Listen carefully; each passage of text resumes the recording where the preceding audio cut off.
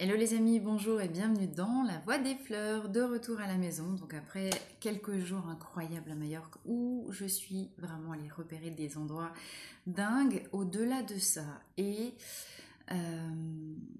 par rapport à ce que j'ai pu y vivre comme initiation et par rapport à ce que j'ai pu échanger avec d'autres personnes, j'ai l'impression qu'on est vraiment dans des énergies collectives de purification. Alors purification non pas en termes de libération de karmique, quoique, mais purification en voie d'être préparé à ce qui nous attend pour la suite.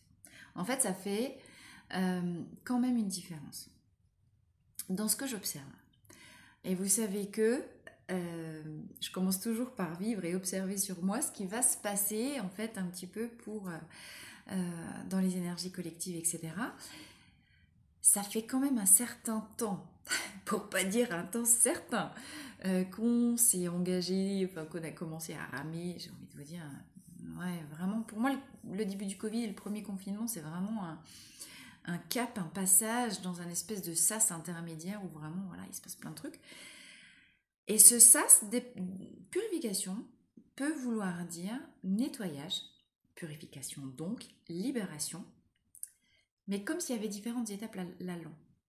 Et c'est vrai que ça peut nous paraître long, parce que quand tu as juste l'étiquette purification, nettoyage, libération, au bout d'un moment, tu dis, ah, pétard, ça va quoi, c'est bon, il va me falloir combien de temps pour être purifié, combien de temps pour être nettoyé. Et en réalité, eh bien, je pense que c'est comme tout. Il y a différentes étapes, il y a différents bains de lavage, il y a différents niveaux de purification. Je vous ai déjà donné cette image de manière assez fréquente quand vous commencez à descendre dans vos profondeurs fonctionnent en termes comme des étages de garage souterrain. Vous nettoyez le premier niveau. Comme vous avez désamorcé des nœuds émotionnels à cet endroit-là, vous vous allégez, vous montez en fréquence, vous faites un étage en hauteur vers l'éveil, et parce que vous faites un bond en avant, vous montez sur l'étage supérieur en termes d'éveil spirituel, vous avez atteint la fréquence vibratoire suffisante qui vous permet d'atteindre le niveau -2. Et là, bim, vous nettoyez le niveau -2 de vos mémoires, de vos nœuds émotionnels. Quand vous avez terminé le job, vous vous allégez, vous passez au niveau +3 de l'éveil supérieur. Vous gagnez en fréquence vibratoire et vous gagnez le niveau -3, +4, -4, +5, -5, blablabla, ça s'arrête jamais. D'accord? Et j'ai envie de vous dire, c'est infini. Pourquoi? Parce que une vie, c'est juste un plan comme ça. C'est une carte. D'accord? On a tort d'imaginer que les vies antérieures sont antérieures. On s'imagine l'antériorité comme la conception qu'on a du temps en 3D, c'est-à-dire quelque chose de linéaire avec une chronologie. Aujourd'hui, avant, après. Mais les vies antérieures, ça ne fonctionne pas en linéarité comme ça fonctionne en profondeur. Et vous avez beau, on imagine ici, c'est ici 2023, là où vous êtes, l'espace géographique, la planète, enfin bref. Mais votre âme est connectée en même temps qu'aujourd'hui. Enfin, imaginez que chacune de ces cartes soit une de vos vies antérieures, voire postérieures. Puisque dans l'univers, le temps n'existe pas. Ce qui existe, c'est là l'enchâssement de différents plans. D'ailleurs, aujourd'hui, les astrophysiciens, ils disent plus univers, ils disent multivers. Parce que c'est comme si, très simplement, mais pour simplifier la compréhension, donc c'est très caricatural bien sûr. J'ai pas vocation à être une chaîne de vulgarisation scientifique, on est ok. Mais imaginez que, en fait, vous êtes incarné ici maintenant. Il y a un autre vous qui est incarné là. Il y a un autre vous qui est là, blablabla. Bla, bla, bla, bla. Et votre âme, c'est comme une pieuvre avec un petit bras qui traverse tout à la fois. Vous êtes connectés dans tous vos plans ensemble. Alors j'ai déjà pu l'expliquer dans d'autres vidéos, je le redis. Pourquoi? Parce que je crois qu'à l'état actuel des choses, dans cette phase invraisemblable d'éveil de l'humanité qu'on est en train de traverser aujourd'hui, on doit si on a vocation de devenir un futur travailleur de lumière, avoir la compréhension précise de ce qui se passe en nous. Donc vous nettoyez votre plan ici maintenant, vous nettoyez les mémoires de votre vie maintenant. En même temps que vous nettoyez votre vie, vous êtes connecté au transgénérationnel et vous êtes connecté également au karmique en vous. D'accord? Parce que votre âme traverse tous les multiplans, tous les espaces-temps sur lesquels vous êtes connecté, tous les espaces-temps auxquels vous êtes énergétiquement relié. Alors évidemment, dans cette vie, en ce moment, vous êtes en train de vous dire, mais c'est quand que ça s'arrête, à un moment donné, ça va, il va falloir combien de temps? Ben oui, mais regardez ce que vous avez à nettoyer. D'accord?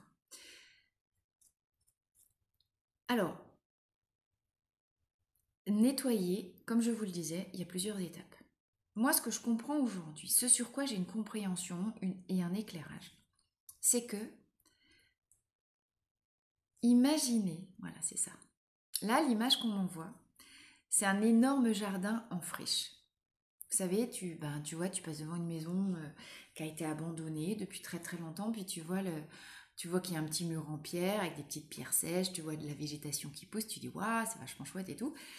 Mais tu vois que, ben oui, la végétation, elle a avancé partout, t'as des ronces, t'as des broussailles, enfin c'est la jungle quoi.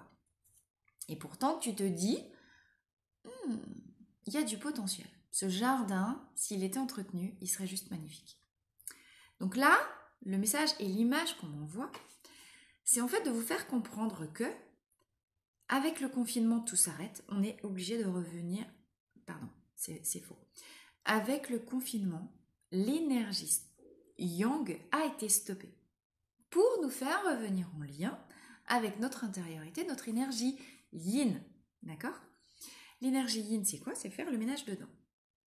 Donc, les premiers confinements, les 2 années, je pense, là, qui viennent de se passer, c'était l'étape gros travaux. Toi, tu arrives dans ton jardin intérieur avec ta débroussailleuse, tes cisailles, tes machins, tes trucs, et puis tu vas à la tronçonneuse, tu vas à la pelle, tu vas au râteau, enfin, tu vas avec les gros outils, tu vois. Aujourd'hui, c'est comme si le gros œuvre, comme si enfin, tu vois, le gros débroussaillage, le gros travail de nettoyage costaud avait déjà été fait.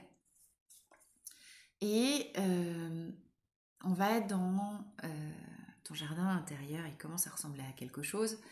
Tu as débroussaillé les allées, donc tu vois pas, tu revois apparaître dans ton jardin les petites allées avec les petits cailloux, tu commences à avoir replanté des fleurs tout le long, tu commences t'as taillé les bosquets, t'as taillé les haies, ça commence franchement à avoir de la gueule. Mais c'est pas fini, tu vois, c'est vraiment pas fini.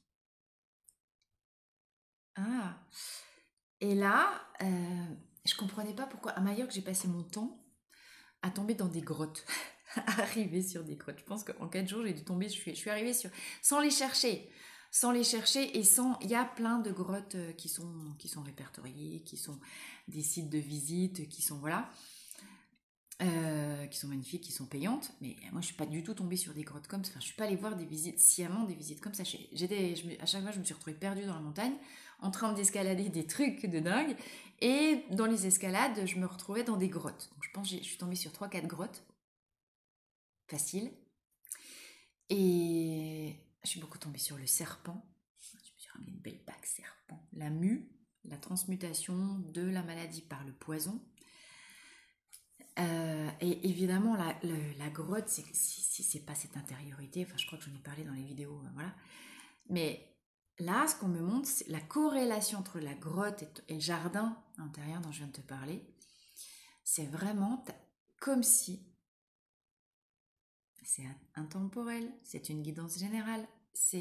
Vous prenez ce qui résonne pour vous et vous adaptez à votre situation sans jamais forcer la lecture et le message que je vous transmets. Si ça vous parle, c'est ok. Si ça vous parle pas, allez plus loin, avancez, voilà.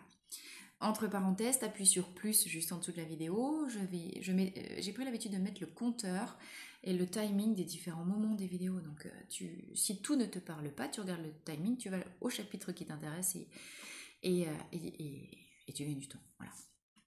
Donc, Là, l'idée, c'est que il te reste encore 2-3 trucs à débroussailler dans ton jardin. Parce que tant que tu n'es pas arrivé devant l'idée de ta grotte, tu ne peux pas trouver en vérité euh,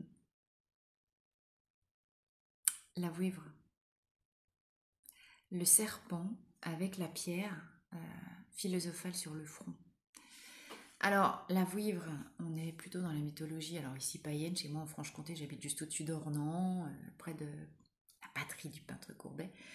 Il y a toute la vallée de la Lau qui est juste magnifique et il y a plein de vouivres ici, mais la vouivre, évidemment, elle n'est pas spécifique à la vallée de la Lau, il y en a partout. Cette vouivre, ce serpent ailé avec une pierre, cette femme serpent, cette mythologie de la femme serpent, elle est très présente partout. Et Isis, la déesse mère Isis, était représentée très souvent avec un serpent. Le serpent de la résurrection, le serpent de la sagesse et le serpent de la guérison. Ce que j'ai découvert au fond de ces grottes à Majorque, c'est que l'équivalent des femmes prêtresses d'Isis existe chez les hommes. Il s'agit, alors ça c'est une vraie nouveauté pour moi, je ne savais pas que ça existait. Donc là je m'adresse plus particulièrement aux hommes, aux énergies yang peut-être, et vous verrez du coup si vous vous retrouverez, mais je suis très heureuse d'avoir appris ça. Parce que je me disais, zut, ça concerne que les nanas. Non, il n'y a pas de raison. Enfin, moi, l'éveil du féminin est ce qui se joue. Et en ce moment, on entre dans l'ère du Verseau par l'éveil du féminin. Mais le féminin, il est chez tout le monde. Enfin, c'est pas que chez les filles, c'est chez les hommes aussi. Enfin, il n'y a pas d'identité sexuelle derrière. Néanmoins, j'ai découvert l'existence des prêtres médecins du temple d'Esculape en Grèce. Alors Esculape, vous le connaissez par cœur, c'est ce dieu grec représenté toujours avec un bâton autour duquel est enroulé un serpent, le fameux caducée. D'accord? Et ce caducée, avec le serpent, représente le bâton de la connaissance et de la guérison. En totémique animale, la symbolique du serpent, elle est super puissante. Parenthèse, moi, j'ai découvert un site sur la totémique animale que je vous partage. Il s'agit du site Grand Ours Chaman. Si vous croisez un animal particulier qui vous interpelle, vous tapez le nom de l'animal, serpent, Grand Ours Chaman. Et puis vous allez lire ce qu'il écrit. Ces articles sont exceptionnels. D'accord ? Je vous mettrai le lien pour le serpent en dessous. Le serpent a été vraiment présent avec moi pendant les 4 jours à Majorque. Et j'ai vraiment compris en fait que ce stage de l'esprit des mers, mais qui commence en fait aussi avec le masterclass de Fleur là, donc un jour, c'est cette idée du delta.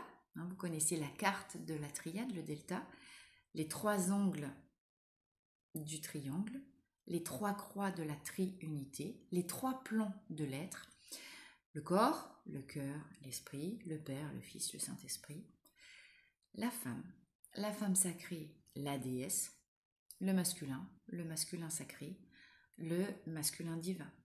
D'accord ? Pour ceux qui ont déjà travaillé, épuré, avancé, pour ceux qui parmi vous êtes dans un stade de votre existence où vous êtes perdu, parce que vous vous dites, mais j'ai bossé déjà comme un malade sur moi, j'ai épuré, j'ai déjà transmuté tout un tas de grosses blessures, j'ai guéri tel truc, je suis dans mon transgénérationnel, etc. Et pourtant, avec tout ce que j'ai mis en pensée, temps, énergie, argent à ma guérison, je suis perdue plus que jamais. Et ça, je l'entends autour de moi, mais si vous saviez, tous les messages que je reçois, c'est un peu ça. J'ai l'impression d'avoir bossé comme un malade, comme une malade, et pourtant, j'ai l'impression de jamais avoir été si perdue que ça. Oui, parce que vous avez travaillé sur le plan horizontal. Aujourd'hui, il est l'heure d'aller chercher le divin. Aujourd'hui, il est l'heure d'aller chercher le sacré. Il est l'heure d'aller chercher le sommet supérieur de votre triangle, de manière à réaliser la complétude à l'intérieur de vous. D'accord ? Et ça se passe au fond de votre grotte.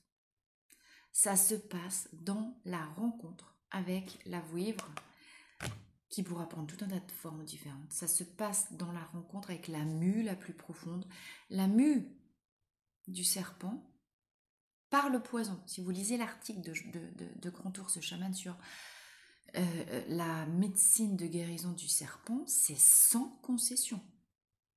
Vous descendez au fond de votre grotte, vous vous faites mordre, et le poison du venin, vous fait mourir, symboliquement, mais l'idée c'est que la transmutation, et dans transmutation, on entend bien la mue profonde. La mue se passe par le fait que vos mémoires soient dissoutes par le venin, ce qui implique la souffrance. D'accord? Moi, j'observe qu'un grand nombre parmi vous est arrivé dans cette étape où vous êtes en lien avec vos souffrances les plus profondes. Et vous êtes en résistance. Pourquoi? C'est quand même juste normal. Le cerveau, il est quand même pas préparé, et pour accepter de se laisser mourir si facilement, on a un instinct de survie en lien avec le reptilien, qui nous empêche d'aller nous faire dissoudre aussi facilement que ça, parce qu'on a quand même l'esprit de survie. L'initiation, elle est là. Accepte de mourir. Accepte de t'abandonner à ta douleur. Accepte de traverser. Parce que tant que tu résisteras en mode non, je ne veux pas y aller, je ne veux pas avoir mal, je ne veux pas souffrir, ce qui est juste normal, c'est votre instinct de survie, d'accord? Non, je ne veux pas mourir. Si, meurs. Si, meurs. Parce que, qu'est-ce que c'est que l'ascension? Dans le message peut-être du Christ, c'est quand même juste déposer sa carcasse corporelle pour aller chercher l'élévation de l'âme. Tu le vois, le triangle? Tu as travaillé comme un dingue, et sur le plan horizontal, tu as unifié ta polarité yin avec ta polarité yang. Et tu as traversé, voilà, tu as fait ton balai d'oscillation. Tu as réuni le yin, le yang. Génial. Et maintenant, tu vas chercher le sacré.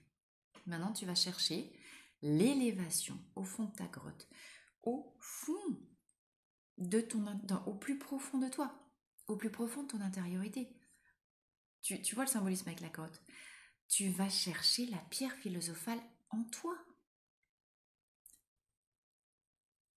Et ça exige, c'est pour ça que c'est si exigeant, le serpent, de te laisser, est-ce qu'on te demande que cette initiation pour le passage au sacré à l'intérieur de toi. Entends bien, quoi. Avoir réalisé l'union des polarités yin et yang en toi te permet déjà d'accéder à un niveau de conscience incroyable. Mais là, maintenant, on dit, ok, c'est pas fini. Va chercher le stade au-dessus. C'est quoi? C'est l'immortalité.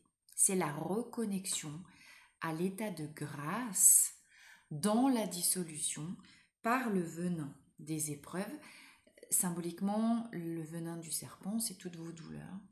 C'est ok, j'ouvre grand, je crève, mais j'accepte de crever en conscience, parce que si la vie me met à cet endroit-là en ce moment, c'est pas pour rien. Et je sais que de toute façon, la lumière me guide. Et comme rien ne se perd, tout se transforme, mourir à mon ancien moi m'ouvre la porte de la résurrection. On arrive bientôt dans Pâques. À autre chose. Et là, vous vous élevez, vous allez chercher la triunité, vous allez chercher la partie supérieure en vous. Tu vois? Là, vous en êtes là. Et si vous vous sentez complètement bloqué dans votre vie, c'est qu'effectivement, il vous manque un petit coup. C'est que vous pouvez être dans cette partie d'élévation, cette fois-ci verticale, pour aller chercher votre télos, pour aller chercher le triangle, l'ouverture du troisième œil. Le féminin, le masculin, le troisième œil. Tu le vois, le triangle, tu le vois, le delta, tu la vois, la pierre de la vouivre. Va lire la mythologie sur la vouivre. Elle est incroyable, toute cette mythologie autour des femmes serpents, autour de la déesse mère Isis, autour des médecins prêtres d'Esculape. Si vous êtes là, c'est que vous êtes l'un ou l'autre. Vous êtes de toute manière des travailleurs de lumière. Vous êtes là parce que, en allumant la pierre de la vouivre, qui est enchâssée dans votre troisième œil, c'est la lumière de votre phare, que vous avez vocation à révéler par un travail sans concession sur votre douleur à vous, de manière à pouvoir ensuite éclairer le chemin des autres. Le chemin qui se fait par la transmutation de la douleur. Tout ce que je vous raconte, je peux vous le raconter parce que je l'ai vécu moi. D'accord ? Parce que je suis passée par là, parce que je l'ai expérimenté moi dans mon corps et dans ma chair. Je raconte rien que je n'ai pas vécu. Je suis pas voyante. Je suis voyante d'une autre manière, mais ce que j'ai intégré et ce que je peux vous transmettre, c'est vraiment parce que je l'ai vécu dans ma carcasse à moi. Donc la transmutation, il y avait un message, un commentaire sur la vidéo de la mue du serpent la dernière fois. Ouais, plus facile à dire qu'à faire. Ah oui, je suis bien d'accord. Plus facile à dire qu'à faire, c'est sûr. Plonger dans une fosse au serpent, j'ai envie de te dire, faut être motivé. Ouais. Mais si tu ne le fais pas, ben... Et à quoi ça vous fait ? C'est toujours la même chose, on ne veut pas y aller parce que nos peurs sont une projection et une amplification de la douleur potentielle qu'on pourrait ressentir en faisant ce truc-là. C'est du mental. L'épreuve vise à vous faire expérimenter la réalité de ce qui est et non pas la projection de ce que vous croyez de ce qui pourrait être. Le fondement précis de l'initiation, c'est ça. Arrête d'imaginer quoi que ce soit par ton mental. Ton mental est que la représentation de ton ego, c'est-à-dire de la partie incarnée et terrestre. Parce qu'au-delà de cette vision, avec tes deux yeux qui jugent, un œil qui voit le bien, un œil qui voit le mauvais, au-delà de ta vision terrestre se trouve la vision éternelle. Donc, éteins tes yeux terrestres, plonge dans tes obscurités, en ayant foi et la certitude absolue que la vie te guide, parce que la vie, elle sait qui tu es, elle sait combien tu es précieux. La vie aime ceux qui aiment la vie. 22 minutes 22, les amis. La vie aime ceux qui aiment la vie.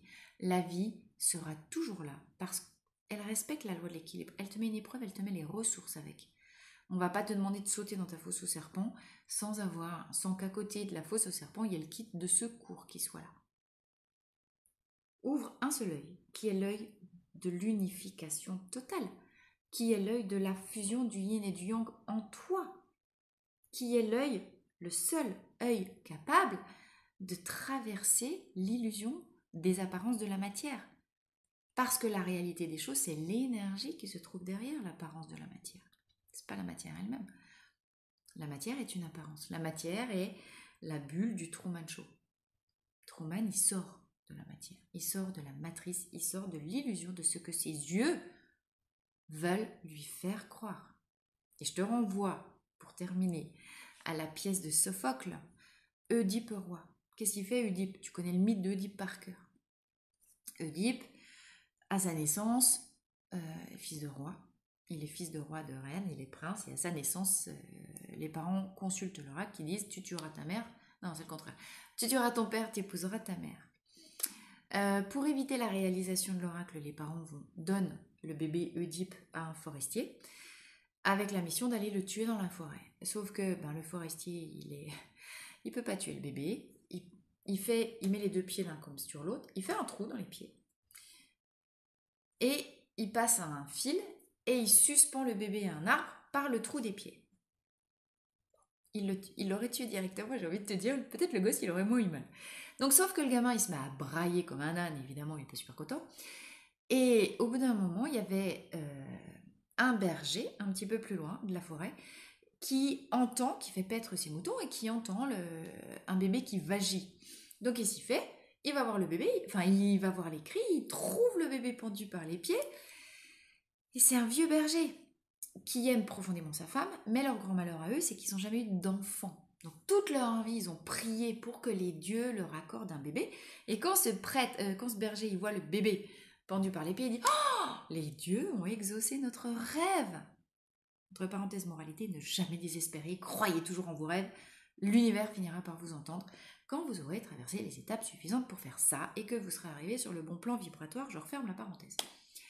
Il décroche le bébé, il l'élève comme le couple de bergers l'élève comme son fils.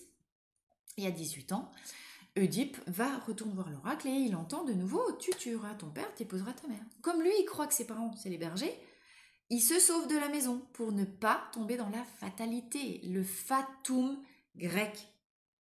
C'est intéressant cette notion du destin grec. Chez les Grecs, le destin, c'est le fatum, ça veut dire c'est non négociable, tu ne peux pas échapper à ton destin. Oedipe se met en route, il est bousculé sur le passage par un attelage qui va trop vite, il est un peu fougueux, il court après le carrosse, il saute sur le carrosse, bim, il tue le vieux qui a dedans. Et il avance, il arrive vers la ville, bref, je vais pas te la faire. La ville de Thèbes est ravagée par la peste. La reine Jocaste, qui est fraîchement veuve, promet d'épouser celui qui réussira à résoudre l'énigme du Sphinx. Bien sûr, tu connais la suite. Oedipe résout l'énigme, il épouse la reine. Ah non, c'est pas la peste, c'est un dragon qui est... c'est le Sphinx, le monstre qui est là, qui bouffe tous les jeunes gens. Et il s'agit de délivrer la ville de Thèbes du Sphinx, en résolvant son énigme. Oedipe résout l'énigme, il débarrasse le Sphinx, il tue le Sphinx, il épouse la reine, ils font 4 gosses, et au bout de 20 ans, une terrible peste s'abat sur la ville de Thèbes. La peste, elle arrive après. Et là, l'oracle dit, il faut retrouver le meurtrier du vieux roi. Et après enquête, on a retrouvé le forestier qui dit qu'en fait, il n'a pas tué le bébé, qu'il lui a fait des trous dans les pieds. Oedipe montre ses pieds, il y a encore la cicatrice. La vérité éclate au bout de 40 ans. Oedipe est celui qui a tué le roi, son père, et qui a épousé Jocaste, la reine, sa mère. Bim. Résultat, qu'est-ce qu'il fait? Il prend tout ça pour en arriver là. La reine Jocaste, elle se pend avec son écharpe. Et Oedipe, en décrochant la reine Jocaste, prend l'épingle de sa cape et se crève les yeux avec en disant « Mes yeux terrestres n'ont pas réussi à voir la vérité qui était pourtant là devant mes yeux. Peut-être qu'en étant aveugle, je verrai la vraie réalité. » Est-ce que tu vois le parallèle avec Saint-Exupéry dans Le Petit Prince? On ne voit bien qu'avec son cœur, l'essentiel est invisible pour les yeux. Oui, ok, bascule à l'intérieur de toi et pose-toi cette question. Avec quels yeux tu regardes le monde autour de toi? Avec quels yeux tu regardes ta vie? Est-ce que tu juges ta vie en fonction de ce que tes yeux terrestres te font croire et voir? Est-ce que tu as déjà remis en question ce que tes yeux semblent voir? Est-ce que tu as allumé ta pierre philosophale, ta lanterne, ton œil, ton troisième œil, éclairé par l'éclat du cœur? Et ton cœur, c'est ce rubis, cette pierre que la vouivre, elle porte, la vouivre, voilà. Mais qui se cache au fond de ta grotte. Est-ce que tu as assez débroussaillé ton jardin pour avoir révélé l'entrée de la grotte, tout simplement? Où est-ce que tu en es avec 1, débroussailler le jardin, 2, trouver l'entrée de la grotte, 3, explorer la grotte, 4, traverser l'épreuve du serpent. Est-ce que tu acceptes de mourir à ton identité terrestre? Est-ce que tu acceptes de lâcher et de comprendre que tout ce que tu vois avec tes yeux terrestres est une illusion? Et est-ce que tu acceptes, est-ce que tu as suffisamment nettoyé ton cœur de toutes les blessures pour que le rubis scintillant, le rouge scintillant s'allume et te permette de voir la réalité telle qu'elle est, brillante, étincelante, vibrante, énergétique, quantique, et non pas telle que toi tu aimerais qu'elle soit. Et la réalité, elle est toujours tellement plus simple que ce que tu crois, c'est un truc de fou. Ok. La fleur dont vous avez le plus besoin, les amis. Les fleurs dont vous avez le plus besoin, là où vous en êtes sur votre parcours, là où vous en êtes dans le déployage de son jardin. Rappelez-vous Voltaire aussi, hein. À la fin de Candide, il faut cultiver notre jardin. Ne nous occupons pas trop du regard extérieur, mais cultivons notre jardin.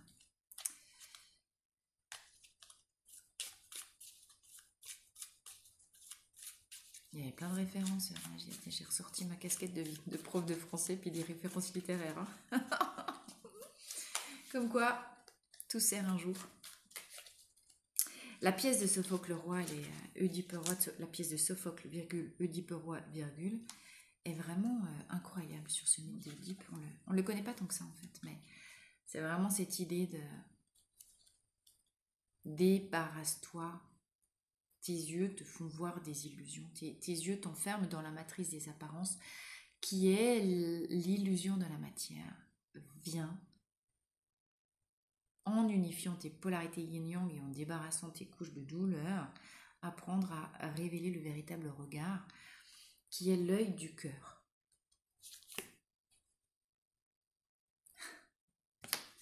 Aïe, je me suis crevé l'œil moi-même. Walnut. Alors, vous avez besoin de l'élixir de walnut en ce moment.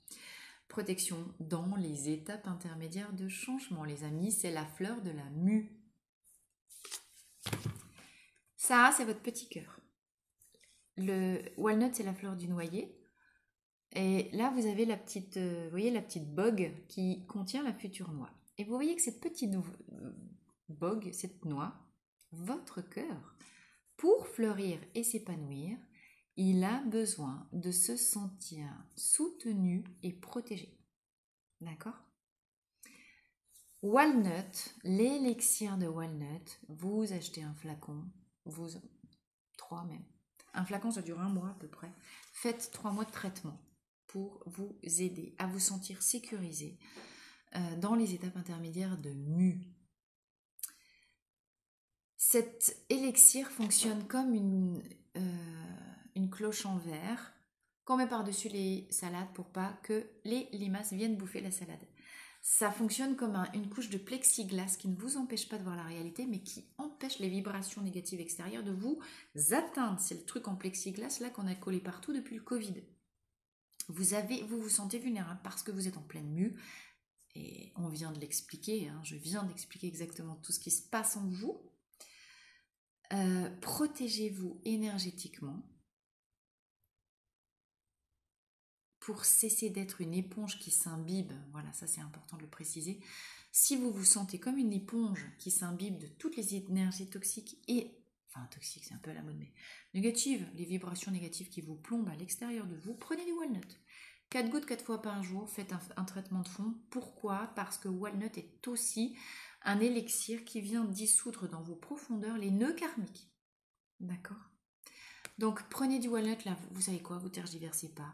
3 flacons de suite, vous faites un traitement de fond pendant 3 mois avec walnut. Je vous assure que avril, mai, juin, on est à l'équinoxe, on va arriver à l'équinoxe de printemps. Faites ça jusqu'au solstice d'été. Vous allez être fin prête pour rayonner taquet. Votre lumière unifiée au solstice.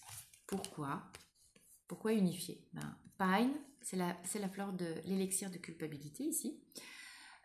Vous pouvez vous sentir dissocié. Vous pouvez vous sentir partagé. Vous pouvez vous sentir indécis. Peut-être rongé sur des remords ou sur des j'aurais pas dû la jouer comme ça, j'ai pas fait ci, j'ai pas fait ça, c'est ma faute, ma très grande faute, blablabla.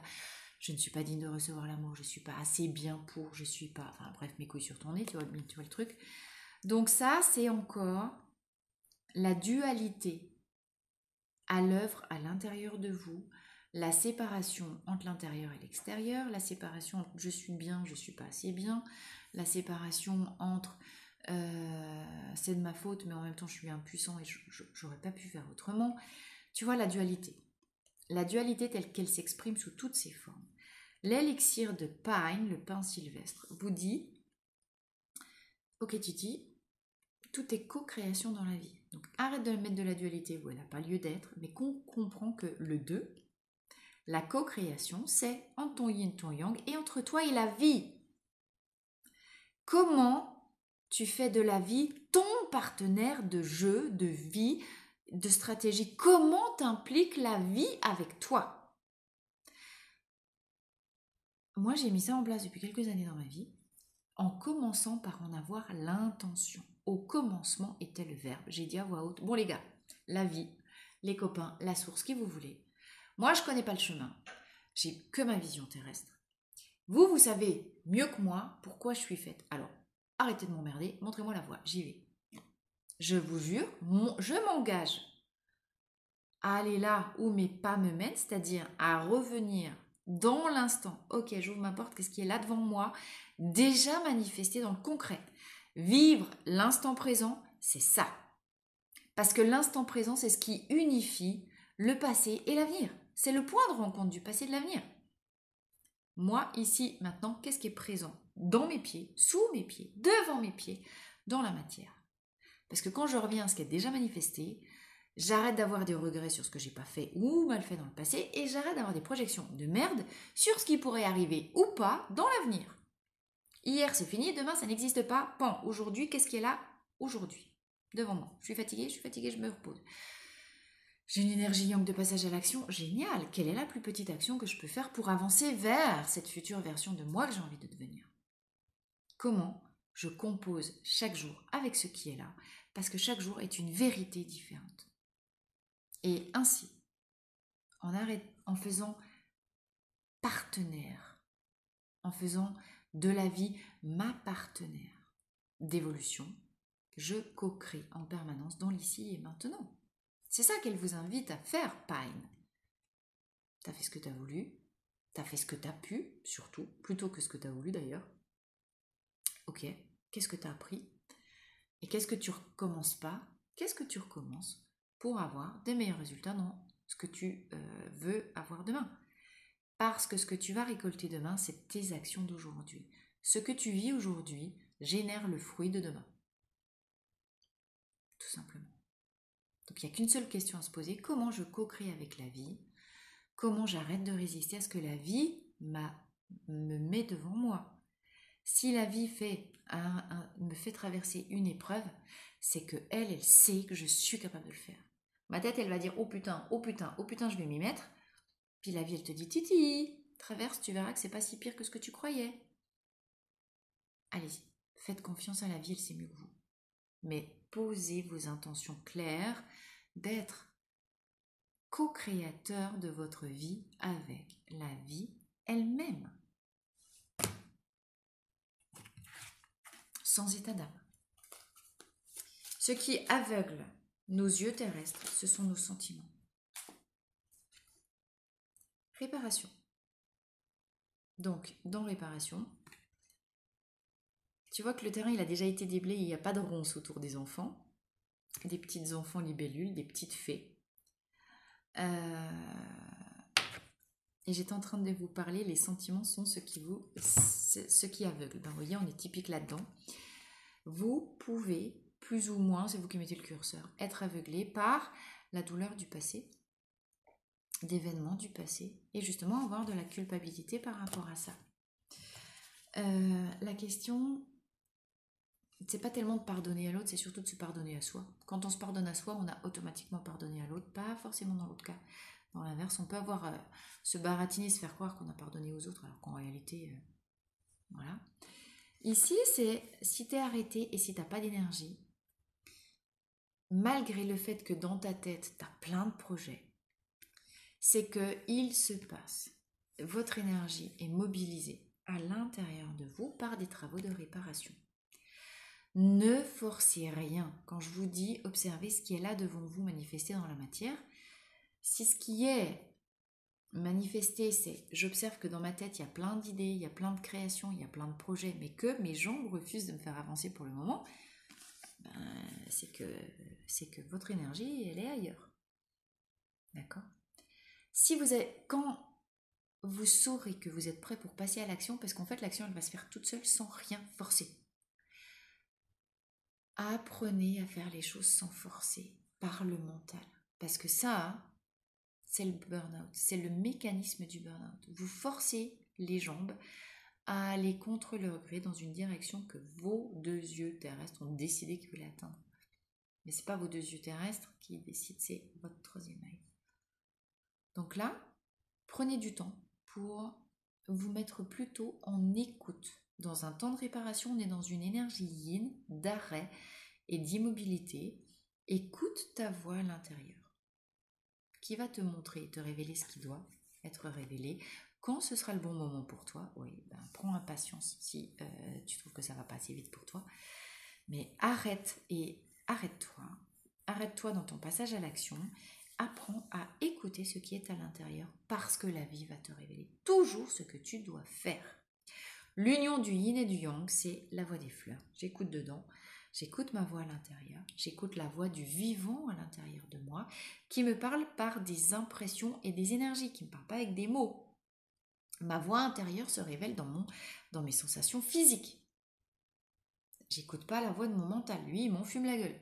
J'écoute mes perceptions physiques dans mon corps qui me dit si oui non je suis fatiguée ou si oui non j'ai l'impulse pour faire un truc. Soyez à l'écoute de l'appel à l'intérieur de vous. Quand c'est le moment de passer à l'action, vous avez l'appel, vous avez l'impulse. Écoutez l'impulse de la vie en vous. Là, peut-être elle vous dit va pas trop vite parce que tu n'as pas encore cicatrisé, les points de suture pourraient péter, il faudra encore tout recommencer la cicatrisation. Déconne pas, à vouloir aller trop vite, tu casses tout le travail que tu as déjà fait. D'accord? Donc pose-toi, l'heure du départ arrive à sonner. Tiens, tu vois, regarde. Là, on a réparé les petits fanions, on est en train de recoudre les petits fanions, de mettre de la cicatrisation. Et là, tout de suite après, ça y est, c'est l'heure de passer à l'action. Vous voyez, yin et yang, on y va. Yin, on se prépare, yang, on y va. Donc, vous énervez pas, c'est là. Ce que l'heure du départ, alors, ça peut vouloir dire, au sens physique du terme, départ, déménagement, changement de boîte, changement de lieu, etc. Au sens énergétique du terme, changement d'énergie, changement de poste, changement de vision, changement de modalité, de fonctionnement dans la vie, changement d'habitude. Ça peut vouloir dire transformation dans le foyer, transformation dans la famille, ça peut vouloir dire transformation en vous. Ça peut vouloir dire je quitte mon enveloppe de tétard et je deviens une grenouille avec des bras puis des jambes. Je quitte la chenille, je deviens un papillon. Ça peut vouloir dire ça y est, j'ai passé tellement de temps à coudre mes projets. Et là, c'est l'heure de passer à l'action pour donner naissance à quelque chose de nouveau. Je vous ai toujours dit, la vie va révéler le chemin devant vous. Tant que vous n'avez pas un chemin clair qui se dessine, c'est que la vie est en train de coudre les balises qu'elle va mettre tout le long du chemin pour vous montrer la route. Écoutez l'appel quand vous êtes devant. C'est comme quand vous avez accouché, les filles. Quand vous avez eu vos vraies contractions de travail, vous le saviez que c'était ça. Donc vous avez l'instinct de vie dans chacune de vos milliards de cellules. Écoutez l'impulse de vos cellules. Parce que vos cellules, elles savent reconnaître l'impulse de la vie. Suivez ce qui pétille, suivez vos orgasmes cellulaires. Écoutez la pétillance de vos cellules qui vont vous montrer le chemin. Je ne peux pas faire plus clair. Lâchez vos yeux extérieurs et c'est l'œil intérieur. Appelé par son destin, votre œil intérieur. C'est le fatum qui est le vôtre. C'est le chemin qui est le vôtre auquel vous ne pouvez pas échapper. Faites confiance à la pétillance de vos cellules. Pétard, on ne peut pas faire plus clair.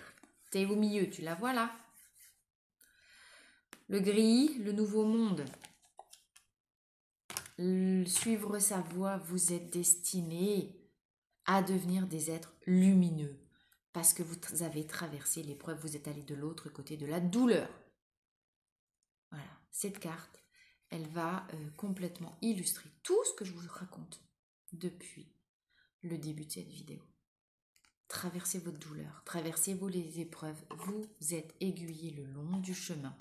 De l'autre côté, il y a votre mission d'âme, il y a votre fatum, il y a votre destin, il y a ce qui est programmé depuis toujours au fond de vous. Et je m'arrête à 4 minutes 44.